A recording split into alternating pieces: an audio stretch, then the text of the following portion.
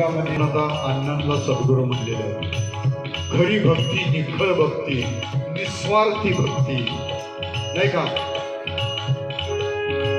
तू कैवारी भक्त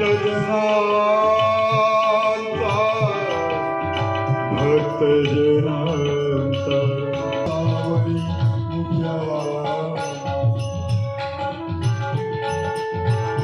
मुख्या भाव गेल्यानंतर मन मोकळं झालं. त्यांच्या माऊलीला काय वाटत असेल, ज्यांनी आयुष्याचं गणित भाऊंच्या बरोबर आयुष्य सगळं पणाला लावलं, आपल्या माहेरानं येऊन खरं तर सुखी संसार रचला. भारतीताईंच्या मनाचा विचार करा, काय वाटत असेल. सुंदर संसार बाग फुलवावी, कल्पवृक्ष बनवावा, त्यांना मागेल ती त्यांनी आपल्या मुलाबाळासाठी, संसारासाठी, पाहुण्या रावण्यासाठी. आणि मला एक त्यांचा गुण आवडला बरं का. ज्ञानेश्वराकडं पाहिलं, डोळ्यामध्ये त्याच्या पाणी आलं होतं. आज फिरायला गेले ना, मित्र भेटला ना, नुसती व्यथा सांगस्तवर भाव म्हणायचे, ये अरे काय भेटतोस बरं का. बरोबर तुम्हाला दोघांनाही अनुभव असेल त्यांच्या स्वभावात. तू कैवारी भक्त जनांचा धूर सावरी.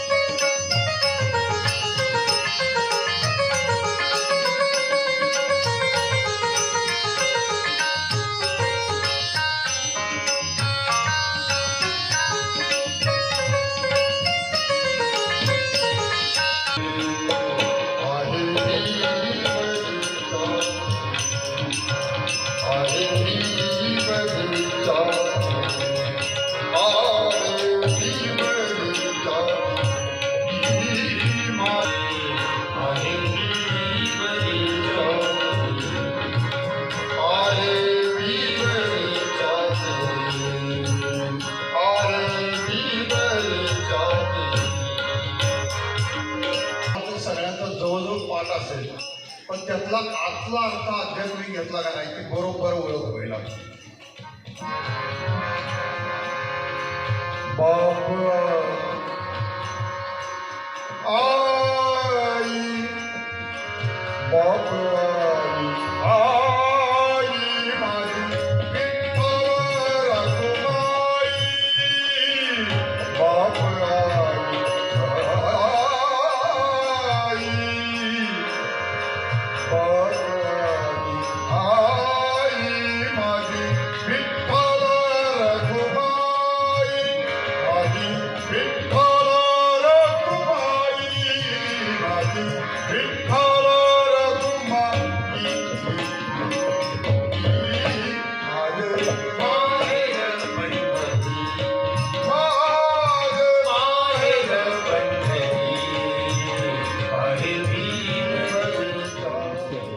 पुतण्यांनी सुद्धा आणि त्यांच्या बंधुराजांनी सुद्धा या मुलांच्यावर प्रेम करावं, नाही का.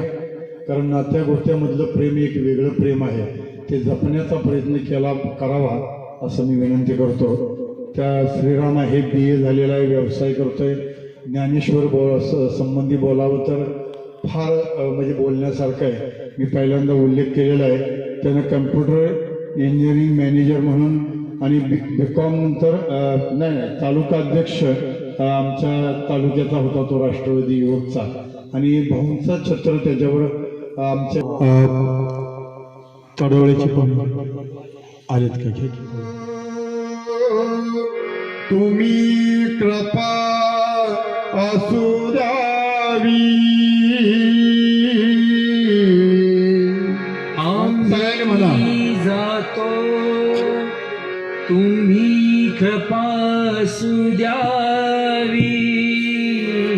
सकळा संगावी विनंती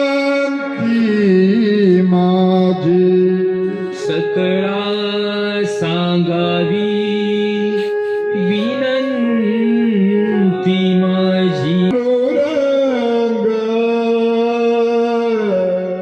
वाडवेळ झाला उभा पांडुरंग वैकुंठी श्रीरंग बोलावितो वैकुंठी श्रीरंग बोलावितो अंतकाळी विठू आम्हासी कावला सहित झाला गुप्त तुका पुरी सहित झाला गुप्त तुका पुंडलिका वरदा तुला धंद देऊळ सोडून भाव धरी धरी तुला नावळ देवा देऊळ सोडून तुम्हा दंड तुझा शिवा परम मित्र मधुकर गायकवाड साहेब त्यांच्या प्रथम पुण्यतिथीसाठी आपण या सर्वजण या ठिकाणी आलेलो आहोत. साहेबांच्या चिरंजीवनी ज्ञानेश्वरनी हा जो काही उपक्रम केलेला आहे किंवा आज आपल्या सर्वांना बोलवलं, खरं तर ते त्यांचं कौतुक आहे. कुणालाही ते विसरले नाहीत. म्हणजे माझ्या वडिलांचे मित्र आहेत. आम्ही 1984 साली एकत्र होतो. 37 वर्ष पूर्ण झाली. परंतु आमचे ऋणानुबंध अजूनही पुढं ज्ञानेश्वरपर्यंत टिकवायचं काम हे त्यांच्या संस्कारामुळे झालेलं आहे. अन्यथा ज्ञानेश्वरनं आम्हाला काय बोलवलं नसतं किंवा विसरून गेलं असतं. दुसरं कोणी असतं तर विसरले असतं. पण आठवणीनं सांगितलं की काका तुम्ही कुठल्याही परिस्थितीत आपल्या या कार्यक्रमाला यायला पाहिजे. आमचं नातं खूप वेगळं होतं गायकवाड साहेबांचं आणि आमचं. आम्ही एकत्र जेवण करून खाल्लेली माणसं आहोत. म्हणजे तिघंजण आम्ही आमचे पिंपळ्यांना आहेत. आमचे मार्गदर्शक होते. आम्हाला लागेल ती मदत त्यावेळी करायची. पाटणमध्ये असताना त्यावेळीची परिस्थिती खूप बिकट अशी पाटणची परिस्थिती होती. त्या परिस्थितीमध्ये आम्ही तिथं राहायचो एकत्र. जेवण हाताने करायचं आणि खायचं. परंतु खरं तर ते अन्नदाता होते. स्वतः जेवण करून स्वतः खाण्यापेक्षा दुसऱ्यांना अगोदर खाल्लं पाहिजे, तो तृप्त व्हायला पाहिजे, ही त्यांची खूप भावना असायची. अगोदर त्यांच्या ताटातलं ते आम्हाला वाढायचं आणि मग नंतर आपण जेवायचे. म्हणजे इतकं प्रेम आणि अशी माणसं ह्या जगात असतात हे पटत नव्हतं. आणि म्हणूनच त्यांचे आमचे ऋणानुबंध आज अखेर टिकले. विशेष म्हणजे त्यांच्या चिरंजीवनी हे टिकवले. हे वैशिष्ट्य आहे त्यांचं. त्यांनी दुसरं एक मला सांगावंसं वाटतं की ते पोलीस खात्यामध्ये होते आणि आम्ही वेगळ्या खात्यामध्ये होतो त्यावेळी. तर हे असताना सुद्धा, कारण पोलीस म्हटलं की सर्वसाधारणपणे आपल्या प्रत्येकाच्या भावना किंवा बघण्याचा दृष्टिकोन एक वेगळा असतो. परंतु गायकवाड साहेब हे पोलीस ज्या अर्थानं आपण बघतो त्या अर्थानं कधी झालेच नव्हते. ते माणूस म्हणून खूप महत्त्वाचे होते. माणूस म्हणून खूप मोठेपण त्यांच्यामध्ये होतं आणि ते त्यांनी आयुष्यभर टिकवलं. नंतर सुद्धा ज्यावेळी त्यांना प्रमोशन झालं, ते PSI झाले आणि त्यानंतर सुद्धा आमची भेट व्हायची. तरी सुद्धा आम्ही म्हणायचं साहेब तुमचं हे कसं जमतं कसं पोलीस खातं.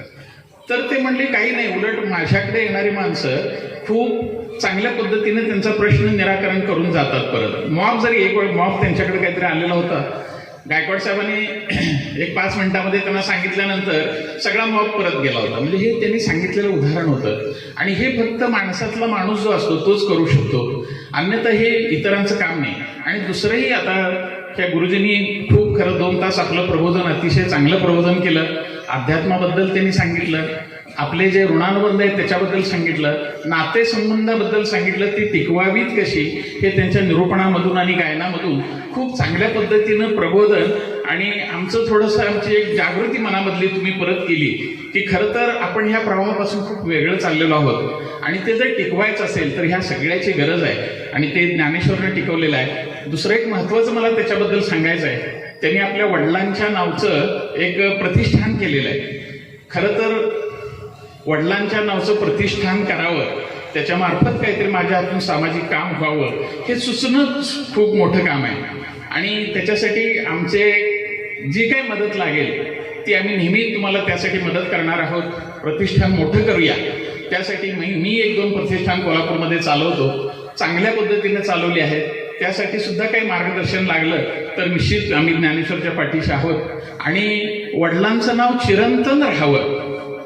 कारण आपल्या पश्चात सुद्धा हे नाव, माझं नाव नको पण माझ्या वडिलांचं नाव राहिलं पाहिजे आणि ते टिकवायचं असेल तर अशा प्रकारचं प्रतिष्ठान ही खूप महत्त्वाची गोष्ट त्यांनी सुरुवात केलेली आहे. त्याच्यासाठी आम्ही सदैव बरोबर आहोत. कुटुंबीय वहिनीसाहेबांच्या सोबत आणि त्यांच्या कुटुंबियांच्या सोबत आम्ही जसं पूर्वी आमचं मित्रत्वाचं नातं होतं तसंच आपले ऋणानुबंध यापुढेही राहतील. आपण कधीही आम्हाला हाक मारावी, आम्ही तुमच्या सोबत आमचं जे काही आम्हाला जे करता येईल त्यासाठी आम्ही आहोत हे या ठिकाणी सांगतो. बोलवल्याबद्दल पुनश्च ज्ञानेश्वरचे आभार व्यक्त करतो आणि गुरुजींचेही आभार व्यक्त करतो, कारण मी 2 तास पूर्ण त्यांचा कार्यक्रम ऐकलेला आहे. अतिशय निरूपण कसं असावं किंवा ते आपल्या मनाशी कसं भिडवावं हे खरं तर तुम्हीच करू शकता. आपण सर्वजण या ठिकाणी आलात, गायकवाड साहेबांच्या स्मृतीची आठवण आपण केली. पुनश्च आपण सर्वांचे आभार व्यक्त करतो आणि थांबतो. ज्ञानेश्वर भैया यांचे वडील, आम्ही ज्या साईनंदनवन अपार्टमेंटमध्ये राहतो त्या अपार्टमेंटमध्ये हे कुटुंब एक 5 वर्ष आमच्या समोर राहिलं होतं. माणूस कसा असावा, कुटुंब कसं असावं याचं अत्यंत चांगलं उदाहरण म्हणजे हे गायकवाड परिवार होता. माझा आणि त्यांचा अत्यंत जिव्हाळ्याचा संबंध. ते पुण्यावरून आले की आम्ही दोघं बऱ्यापैकी फिरायला संपूर्ण वातावरणामध्ये असायचो. ते वेगवेगळ्या विषयावर चर्चा करायचे. कधीही कोणाच्याबद्दल कुठलाही अपशब्द वापरायचे नाही. दत्त मंदिरामध्ये आम्ही गुरुवारचं एकत्र भेटायचो. कोरोनाच्या कालखंडामध्ये थोडासा आमचा संबंध कमी झाला असला तरी ज्ञानेश्वर भैयाच्या बरोबर आमचं सतत वार्तालाप व्हायचा. त्यांच्या आईचा, आमच्या मॅडमचा अत्यंत जवळचा संबंध आणि गायकवाड परिवार एक आदर्श परिवार अशा माध्यमातून आहे की माणूस कसा असावा हे यांच्याकडून शिकता येते आणि यांचंच एक उदाहरण म्हणून प्रतिकात्मक ज्ञानेश्वर भैया आहे की माणसाला माणूस जोडायचं आणि त्यांनी हे माणसाला माणूस जोडण्याचं अत्यंत चांगल्या प्रकारचं काम केलं. पोलीस खात्यामध्ये असले, PSI झाले असले तरीही ते अत्यंत साधेपणानं आणि मितभाषी असं व्यक्तिमत्व त्यांचं होतं आणि असं व्यक्तिमत्व आपल्याकडून अचानक निघून गेलं. त्यामुळं सर्वांनाच अतिव दुःख झालं. या प्रथम पुण्यस्मरणानिमित्त मी आमच्या माळी देशमुख परिवाराच्या वतीनं, साईनंदनवन अपार्टमेंटच्या वतीनं, तुमच्या सर्वांच्या वतीनं त्यांना भावपूर्ण आदरांजली वाहतो. कैलासवासी मधुकर महादेव गायकवाड उर्फ भाऊ, या भाऊंना आपण आज प्रथम पुण्यस्मरण आणि त्यांना आदरांजली वाहण्यासाठी कुटुंबावर तर अजून काही दुःख विसरलेलेच नाहीत. ते आम्ही आज 2-3 वर्ष झाली या कुटुंबाशी जवळ, माऊलीमुळं. आम्ही माऊलीच म्हणतो त्यांना, ज्ञानेश्वर आणि त्यांचे घरचे. आणि हा दुःखाचा डोंगर असतोच. माणसाने जीवन जगावं, पण कसं, किती जगला त्याच्यापेक्षा कसा जगला माणूस आणि मानवता. देह त्यागिता कीर्ती मागे उरावी, मना सज्जना हिची कीर्ती करावी. असं माणूस ज्याला जन्म आहे त्याला मरण अटळच असतं, परंतु की हा मानवदेही मिळालेली एक संधी आहे आणि याचं सोनं करावं. सोनं घालू नये, परंतु सोन्यासारखं राहावं. प्रत्येकाशी चांगलं वागावं, चांगलं बोलावं, दुसऱ्यांसाठी चांगलं चिंतन करावं. वाईट कुणाचं बघू नये, वाईट कुणी बोलू नये. आपल्याला कुणीही वाईट बोलला किंवा वाईट काय म्हटलं तर पण आपण त्याच्यासाठी काही म्हणू नये. म्हणून बाबूंची आता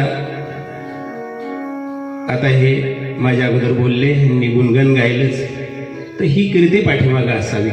प्रॉपर्टी कितीही असू द्या, प्रॉपर्टी काही कुणाच्या बरोबर बंगलेन गाड्यान घोडेन सोनं नाणं कुणाच्या बरोबर गेलेलं नाही, आजपर्यंत कुणी नेलेलं नाही.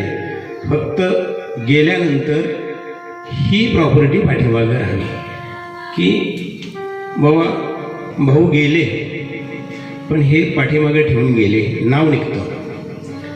नाहीतर मग म्हणतात जी काही माणसे खोडचळ माणसं असतात त्यांना म्हणजे म्हणतात बरं झालं. जो माणूस भगवंतावर प्रेम करतो त्याच्यावर कुटुंबीय प्रेम करतात आणि समाजही प्रेम करतो. म्हणून साठी प्रत्येक माणसाने चांगलं राहावं, चांगलं बोलावं, म्हणजे हे पाठीमागं त्यांचं गुणगान गायलं जातं. मी आज माऊलींनी आम्हाला आमच्यासाठी उलट मी सर्वांची दिलगिरी व्यक्त करतो, कारण आमच्यासाठी जवळ 15 मिनटं उशीर झाला. आमचे ढमाळ साहेब आहेत, अरे वा, आमचे कांबळे साहेब बी आहेत आणि फार मोठे वक्ता आहेत ते. लहानपणापासून आम्ही म्हणजे बरोबर त्यांचे वडील आम्ही, आणि आज भाऊंचं प्रथम पुण्यस्मरण आपण सर्वांनी फुलं वाहून आणि नमस्कार केलेलाच आहे. मी माझ्या वतीनं, आमच्या सुनबाई सभापती त्यांच्या वतीनं, माझ्या कुटुंबाच्या वतीनं, पारगाव खंडाळा गावाच्या वतीनं भावपूर्ण अशी आदरांजली वाहतो आणि थांबतो. कार्यक्रमासाठी या ठिकाणी ज्ञानेश्वरच्या विनंतीला मान देऊन उपस्थित राहिला. खरं तर भाऊंच्या स्वभावाबद्दल बोलणं अवघड आहे, पण तरीसुद्धा 2 शब्द बोलावंसं वाटतात. सेंद्रेगावचे सुपुत्र आणि शाहूनगरचे रहिवासी, सेवानिवृत्त PSI आदरणीय मधुकर गायकवाड साहेब त्यांचं गेल्या वर्षी दुःखद निधन झालं. आज त्याला 1 वर्ष पूर्ण झालं. एक दिवसही असा जात नाही, कारण रोज आमच्या शाहूनगरमध्ये आम्ही ज्येष्ठ नागरिक संघ काढला आहे, तर त्याचे भाऊ आमचे सभासद झाले लगेच, आणि रोज सकाळी आम्ही फिरायला बरोबर असायचो. भाऊंचा विषय आध्यात्मिक असायचा, मैत्रीपूर्ण असायचा. पोलीस खात्यातले फार कमी सांगायचे.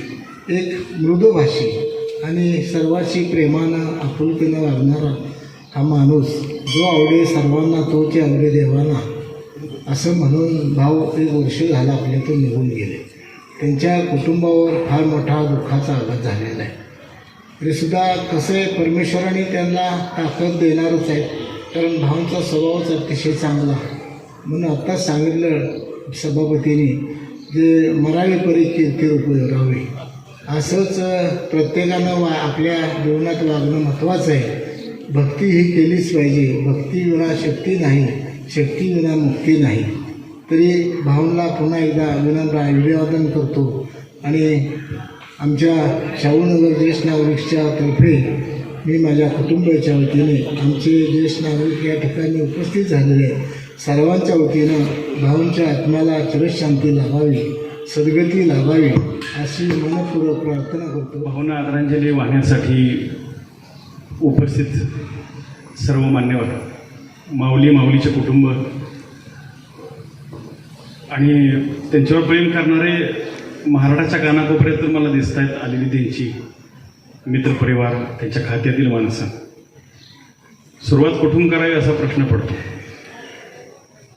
ज्या बापानं आपल्या मुलाचं नाव ज्ञानेश्वर असं ठेवलं, तो बाप किती महान असेल याची मला कल्पना आहे. एका कवीनं फार सुंदर अशी कविता मांडली. मला तात्या मागचं आमचे खांडाळा तालुक्याचे सुपुत्र इथं बसलेत, आमचे विजयराव इथं बसलेत. मला फार बरं वाटलं. एक कवी असं म्हणतो की जगणं सुंदर आहे, मरणं सुंदर आहे, परंतु उरणं अधिक सुंदर आहे. फुलणं सुंदर आहे, कोमेजणं सुंदर आहे, पण मकरंद देऊन राहणं अधिक सुंदर आहे. सागराला भरती येणं सुंदर आहे, ओहोटी येणं सुंदर आहे, पण सागराची विशालता अंतःकरणात ठेवणं हे अधिक सुंदर आहे. माणसाची सुंदरता ही दिसण्यामध्ये नसते, ती त्याच्या असण्यामध्ये असते. म्हणून भाऊंसारखा माणूस पोलीस खात्यामध्ये असला तरी भाऊ मला समोर दिसले तर मी भाऊंना सॅल्यूट मारायचो आणि भाऊंना असं म्हणायचो, भाऊ तुमच्याविषयी पोलीस खात्यातल्या माणसानं अशी लिहिलेली कविता मला आजही आठवते. त्यानं सगळ्या पोलिसांसाठी नाही पण तुमच्यासारख्या पोलिसांसाठी कविता लिहिली. ती कविता अशी होती की गणवेशाच्या मागे असतो प्रेमाचा एक झरा. खादी ड्रेसच्या मागे, गणवेशाच्या मागे असतो प्रेमाचा एक झरा, पोलिसातला माणूस तुम्ही जाणून घ्यावं खरा. हा खरा माणूस म्हणून, सच्चा माणूस म्हणून जगलेला एक माणूस म्हणून मी भाऊंच्याकडे पाहतो. हो, साखळदंडामध्ये बांधलेल्या आणि मरणाच्या दारात उभ्या असणाऱ्या संभाजी महाराजांनी त्यांच्याबरोबर कवी कलशालाही बांधलंय आणि त्यांना आपल्या वडिलांची आठवण आली. डोळे काढलेले औरंगजेबानं, अश्रू गळत नाहीत पण त्यावेळी मात्र रक्त गळतंय डोळ्यातनं. आणि आबा लक्षामध्ये घ्या प्रसंग किती वाईट आहे. त्यांना आपल्या वडिलांची आठवण आली आणि त्यावेळी प्रत्यक्षात मात्र संभाजी महाराज म्हणतात की मृत्यूची काही मला भीती नाही, कलशा मला मृत्यूची अजिबात भीती वाटत नाही, मला काहीतरी प्रश्न विचार. तर तेव्हा कवी कलश असं विचारतो की तुम्ही लिहिलेल्या बुधभूषण ग्रंथातलं मी तुम्हाला 2 प्रश्न विचारतो, मला उत्तर द्या राजन. तेव्हा कवी कलश संभाजी महाराजांना प्रश्न विचारतात 2. त्या 2 प्रश्न प्रत्येक माणसानं, आज पुण्यस्मरण आलेल्या प्रत्येक माणसानं आठवणी ठेवले पाहिजेत. तो असं म्हणतात की कवी कलश असं म्हणतो की राजन सगळ्यात जास्त उत्तम पित्याचं लक्षण कोणतं. तेव्हा 162व्या पानावरती बुधभूषण ग्रंथामध्ये संभाजी महाराज असं म्हणतात की सगळ्यात उत्तम पिता कुठला, तर गरुडासारखा कुठेही जगात राहत असला, घारीसारखा आकाशात राहत असला तर पिता म्हणून जेवढा आपल्या पिलांच्यावर जो प्रेम करतो तो सगळ्यात मोठा पिता असतो. पण शेवटचा प्रश्न आणि दुसरा प्रश्न विचारलाय तो अतिशय वाईट आहे. तो हृदयदायक प्रश्न असा आहे की सगळ्यात उत्तम पुत्राचं लक्षण कोणतं. तेव्हा गळगळणारे रक्त, आपल्या आबासाहेबांची आठवण आणि छत्रपती शिवाजी महाराजांची आठवण आली आणि माझ्यावर आलेल्या अन्याय पित्यावरती मी प्रेम करू शकलो नाही असं म्हणतात. आणि तेव्हा संभाजी महाराज असं म्हणतात की जिवंत असलेल्या बापाला एकदा तरी कराडून मिठी मारणारा मुलगा हा जगातला सर्वश्रेष्ठ पुत्र असतो असं मला वाटतं. माऊली ज्ञानेश्वराने सांगितलेली की ओळ ती प्रत्येक माणसाला आयुष्यात लक्षात घेतली पाहिजे. माऊली असं 12व्या अध्यायात असं म्हणतात की वसंत तेथ वने, वने तेथ सुमने, सुमनासी पालंगे सारंगाशी, गुरु तेथे ज्ञान, ज्ञानी आत्मदर्शन, दर्शने समाधान अति असे. हे समाधान कधी मिळतं, ज्या घरात आई बाप नावाचं नंदनवन असतं ना.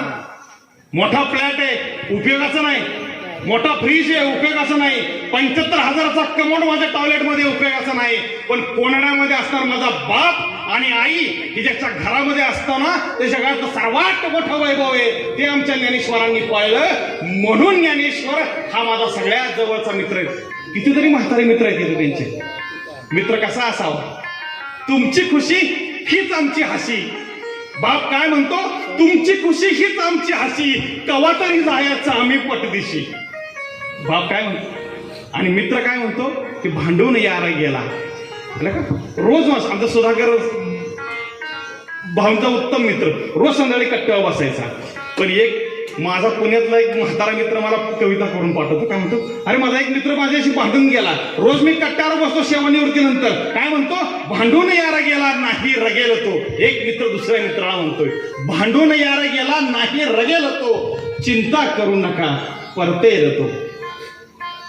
येणार आहेत का भाऊ परत? नाही ना. भांडून यारा गेला नाही रगेल तो, चिंता करू नका परतेल तो, खांद्यावरी त्याच्या जाईल एकदा मी, समजूत घाला जेव्हा तेव्हा रडेल तो. जन्म आणि मृत्यू यांच्यामध्ये जे श्वासाचं अंतर आहे ना, ते प्रत्येक माणसानं लक्षात घेतलं पाहिजे. योगायोगानं तात्या आज ज्ञानेश्वर नावे ज्ञानेश्वर काळे नावाचा मित्रमितीचं उदाहरण नेहमी सांगतो की बाप असा म्हणतो की माझ्या पोराला मोठा साहेब करायचा म्हणून त्यानं आपल्या बापाला झोपडीमध्ये मडकं पुरून ठेवलंय आणि आबा त्या मडक्याला नाव दिले की माझ्या पोराला मोठा साहेब केल्याशिवाय हे मडकं फोडायचं नाही. पण बाप काय करायचा, धरणाच्या कामावर जायचा आणि धरणाच्या कामावर 100 रुपये दर रविवारी तो मुकदम त्याला ज्यादा द्यायचा. काय काम करायचा त्या काळामध्ये 1970 साली बाप धरणाच्या कामावरती हा ज्ञानेश्वर काळेचा बाप सुरुंग लावायचा. पण तिसरीत असताना ज्ञानेश्वर काळेच्या वडिलांच्या बाबतीत अप्रिय घटना घडली. डोक्यावरती पाटी, पाटीत ती दारू सुरुंगाची, हातात पार घेऊन तो खाणीत गेला. पण तोंडातल्या बिडीनं अख्ख्या ढिगाऱ्यावरती ठिणगी पडली.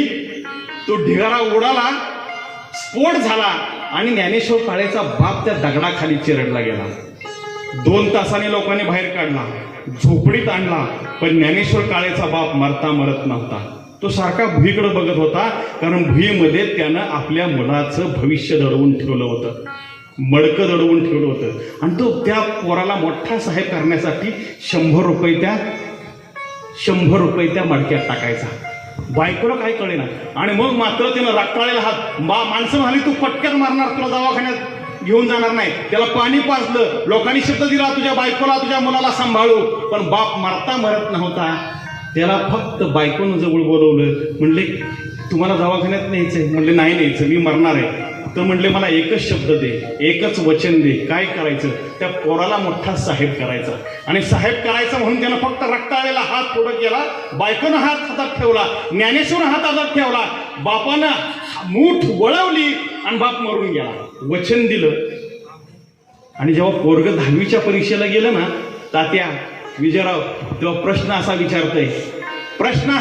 काय प्रश्न विचारला की आई मी 10वीला गेलोय, मडकं तर फोडायचं नाही, पैसे तर नाहीत, 60 रुपयाची माझी फी वर्गातली भरायची, नुसतं फोकटच्या तोंडानं म्हणतेस की ही गरिबी, की बाप माझं नावली नाव ज्ञानेश्वर हे नाव, ह्या नावाला जागायचं. पण माझ्या आता कुणालाही भीक मागायची नाही, तर माझ्या 60 रुपयाच्या फीचं काय करायचं? घळघळणारे अश्रू फुटत आई पुन्हा उभी राहिली. ताट मानेनं बापाच्या माघारी कष्ट करणारी आई उभी राहिली आणि एवढंच म्हणाली, अरे पोरा विचारलंस तू मला 60 रुपयाच्या फीचं काय करायचं? घाबरू नकोस पोरा, बा तुझा मरून गेला, जाताना एक दागिना देऊन गेला, येत्या पाडव्याला डोरलं माझं ऐकायचं आणि तुला साहेब म्हणता म्हणता मारायचं. पण पोरा शाळेत तुला जायचं, शाळा शिकून मोठं व्हायचं. ही जी आत्मीयता आहे ना आईची आणि बापाची, जो लक्षात ठेवतो ना तो प्रथम पुण्यस्मरणापासून 100 वर्ष जगतो. भाऊ एक असा माणूस होता की तो बोलत नव्हता, पण त्याचं असणं हे बोलण्यापेक्षा काही वेगळं नव्हतं. भाऊंचं उभं राहणं, भाऊंचा आशीर्वाद देणं, त्यांची सफारी आणि त्यांचं या टोकापासून शहानगरच्या त्या टोकापासून फिरत जाणं हे जिवंत बापाचं नाही तर जिवंत नंदनवन फिरल्यासारखं असतं. म्हणून मी प्रत्येक माणसाला सांगतो की बापाजवळ नतमस्तक व्हा ना, त्याला जगातलं काहीही कमी पडत नाही. आणि म्हणून बाप तसाच असतो. त्याचे अश्रू दिसत नाही आबा, त्याचं ओरडणं दिसत नाही, त्याचा राग मात्र दिसतो, त्याचं बोलणं मात्र दिसतो. आणि तरी सुद्धा अशा बापाला स्मरणा करण्यासाठी, नुसतं स्मरण नाही, स्मरण चिंतन आणि आचरण तात्या म्हणजे आयुष्य असतं. आणि हे आयुष्य जगण्यासाठी आलेल्या सगळ्या माणसांना मी भांगेल की एका कृतार्थ माणसाच्या, एका कृतार्थ पित्याच्या, एका उत्तम बापाच्या या प्रथम स्मरणात मी एवढंच सांगेल, दीप या स्मृतीचा जाशील चित सांभाळ. हे कष्ट कर्या, हे काम कर्या, दीप या स्मृतीचा जाशील चित सांभाळ. कोण जाणे आयुष्याची कधी होईल संध्याकाळ, कधी होईल संध्याकाळ, कधी होईल संध्याकाळ. धन्यवाद.